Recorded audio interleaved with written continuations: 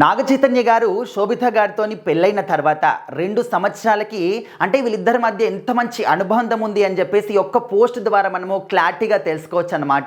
ఇంతకుముందు వేరే వాళ్ళతో పెళ్ళైనప్పుడు చైతన్య గారు ఎప్పుడు కూడా ఇంత హ్యాపీనెస్తోని సరదాగా మాట్లాడేటువంటి ఆ పోస్టులు మాత్రం మనకి ఎక్కడ కూడా కనిపించలేదు. సో వాళ్ళ పేర్లు కూడా మనకు అవసరం లేదు. ఎందుకంటే ఈ విధంగా పెళ్ళైపోయిన హ్యాపీగా ఉంటున్న తర్వాత వేరే వాళ్ళ పేర్లు మాట్లాడడం సరైన పద్ధతి కాదు.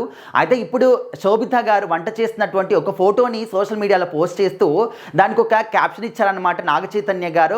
అయితే ఏంటంటే పెళ్ళైన 2 సంవత్సరాల తర్వాత నా కోసం శోభిత వంట చేస్తుంది అని చెప్పేసి క్యాప్షన్ రాశారు. సో అంతవరకు బాగానే ఉంది. ఇందులో విచిత్రం ఏముంది, వాళ్ళు వంట చేసుకున్నా తిన్నా కూడా మీకు న్యూస్ అయిపోతుంది అని వాళ్ళు కూడా ఉన్నారనమాట. బట్ వాళ్ళ ఫ్యాన్స్కి ఖచ్చితంగా ఇది న్యూసే. ఎంత ఎవరైనా కావచ్చు, కానీ వాళ్ళ అభిమాన హీరో ఏం చేసినా కూడా వీళ్ళు ఆసక్తిగానే చూస్తూ ఉంటారు.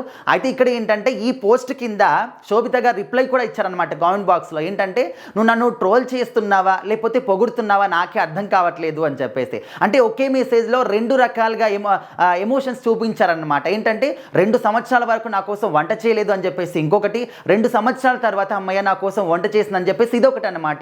2 రకాల ఎమోషన్స్. సో వాటిని ఒకటేసారి చూపించడం వల్ల ఇంకా దాన్ని కన్ఫ్యూజ్ అయిపోయి ఆ విధంగా కామెంట్ పెట్టారనమాట, ట్రోల్ చేస్తున్నావా పొగుడుతున్నావా అని చెప్పేసి. సో ఇదంతా కూడా సీరియస్గా కాదు, జస్ట్ వాళ్ళు ఫన్నీ వేలో హస్బెండ్ అండ్ వైఫ్ మధ్యలో ఎంత మంచి అండర్స్టాండింగ్ ఉంది, వాళ్ళు ఏ విధంగా హ్యాపీగా ఉంటున్నారో తెలియడానికి ఇది ఒక మంచి ఎగ్జాంపుల్ అనమాట.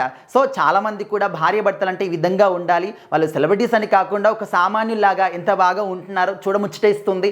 ఇదే విధంగా కలకాలం హ్యాపీగా ఉండాలని చెప్పేసి కోరుకుంటున్నామంటూ ఫ్యాన్స్ అందరూ కూడా కామెంట్లు చేస్తూ ఉన్నారు.